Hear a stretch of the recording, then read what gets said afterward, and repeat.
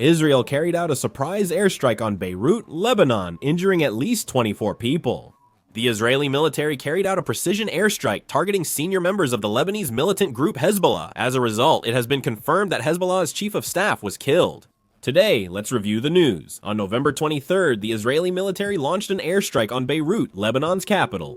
While Israel has sometimes launched airstrikes on Lebanon, this is their first strike on Beirut since June 2025. According to a report by Reuters, at least 5 people were killed, and at least 28 were injured and taken to the hospital as a result of this airstrike. The airstrike triggered a major explosion on a main road in Beirut's southern Dahiyeh district. Residents reportedly fled their apartments and buildings, fearing more attacks. As you can see on the screen, you can tell just how large-scale the airstrike was. Reports from Agence France Presse and the Times of Israel. The Israeli Prime Minister's office stated that Netanyahu ordered a strike against Hezbollah's chief of staff. Later, the Israeli Prime Minister's office said they conducted an airstrike in central Beirut targeting the Hezbollah chief of staff, who led Hezbollah's reconstruction and rearmament. The Israeli Prime Minister's office said Benjamin Netanyahu ordered the attack with Defense Minister Katz and Chief of Staff Eyal Zamir's authority. They named Haitham Alita Batabai as the airstrike target, noting he is Hezbollah's second-in-command. According to the Jerusalem Post, Alita Batabai was killed in an Israeli airstrike. Alita Batabai was designated as a terrorist by the United States in 2016, and he is known to have commanded Hezbollah special forces in places like Syria and Yemen. The United States offered a $7.4 billion bounty for Alita Batabai, highlighting his significance as a military leader. But this airstrike specifically targeted him. Prime Minister Netanyahu is showing a very hardline stance. At a cabinet meeting, Prime Minister Netanyahu noted increased attacks on Lebanon and said Israel is continuing its offensive against Hezbollah. He vowed to prevent Hezbollah from rebuilding its capabilities, suggesting more airstrikes are possible. However, there were reports that this Israeli airstrike was carried out without prior consultation with the United States. Axios reports Israel did not inform the United States before the airstrike on Beirut, Lebanon's capital. Reports say the Trump administration was briefed only after the attack. Israel attacked Lebanon this time because Hezbollah refused to disarm. Hezbollah rejected the key ceasefire condition during the last truce, which required withdrawing all heavy weapons and armed forces from the southern region. Lebanon's ceasefire agreement specified that only the Lebanese army could have military force, effectively demanding Hezbollah disarm.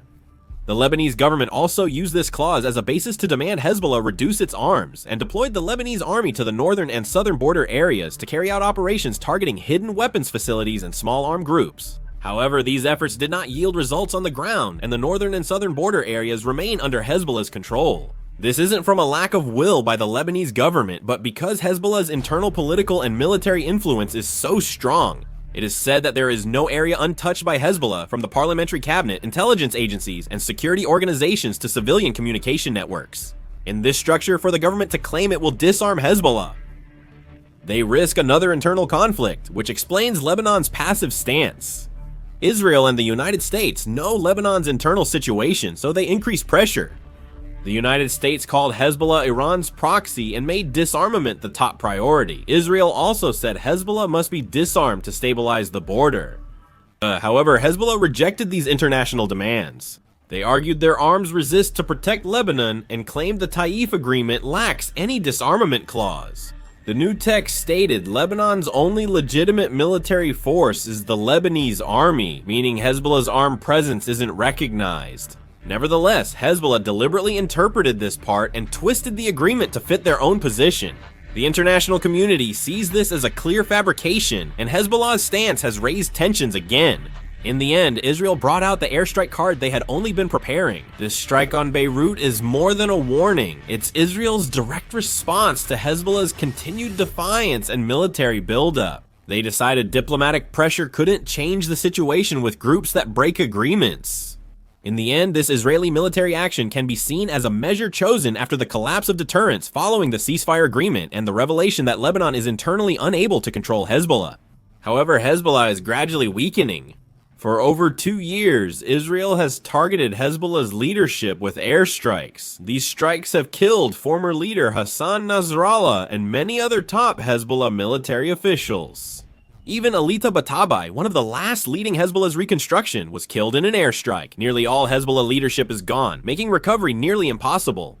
Hezbollah hasn't managed any retaliatory attacks for nearly a year, suggesting they're struggling to stay unified. Actually, it looks like the Israeli military is planning to drag this out even longer. According to the ceasefire agreement, the Israeli forces were supposed to withdraw from southern Lebanon back in January this year, but they still haven't pulled out yet. They've built 5 outposts in Lebanon and continue to station troops there. Using the excuse of eliminating Hezbollah, they're gradually attacking Lebanon.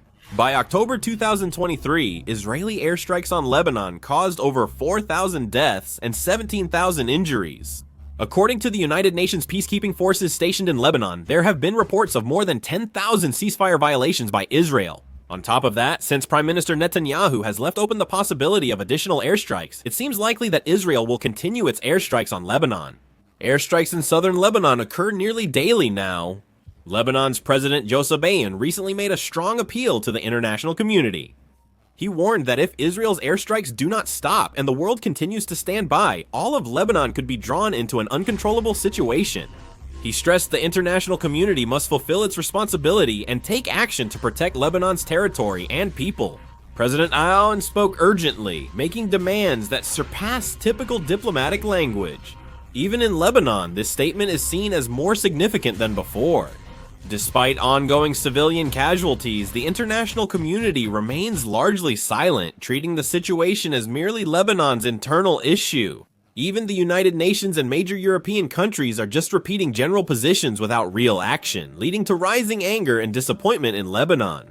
Meanwhile, the United States and Israel are actually increasing the pressure on the Lebanese government.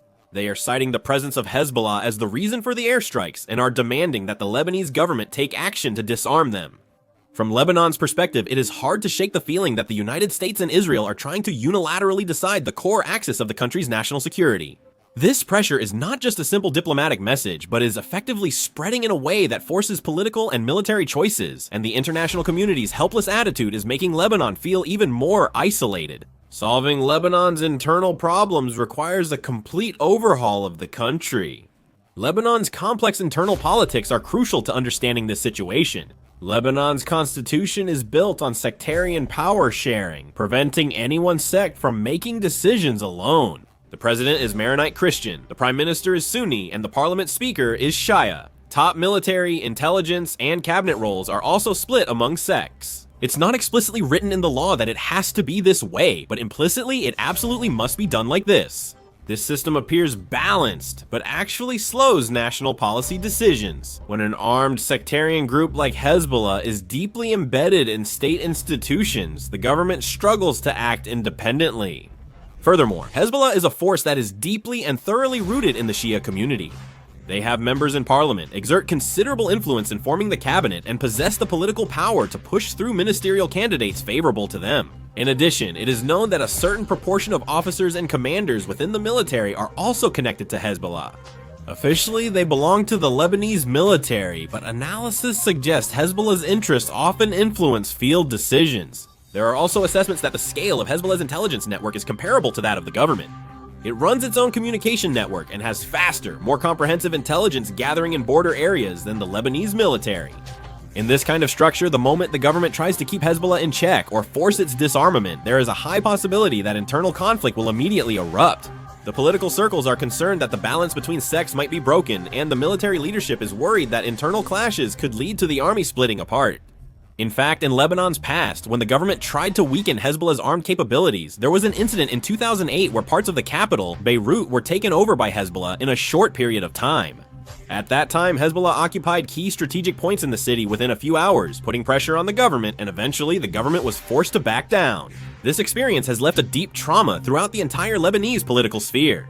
That's why it's highly unlikely the government will directly confront Hezbollah's forces. Hezbollah's military is seen as more disciplined and better armed than the Lebanese army. Hezbollah has weapons the Lebanese army lacks, like multiple rocket launchers, drones, and short-range missiles used at the border. In this reality, if the Lebanese government tries to disarm Hezbollah, it could only be interpreted as being willing to risk another war within the country. In the end, because of this complex sectarian political structure and Hezbollah's deep-rooted influence, the Lebanese government faces political and military burdens no matter what decision it makes. This is exactly why Lebanon is hesitant to address the Hezbollah issue right now. Anyway, one thing that doesn't change is that the Hezbollah issue won't be resolved easily. What are your thoughts on the situation between Hezbollah and Israel? Share in the comments. Thanks for watching.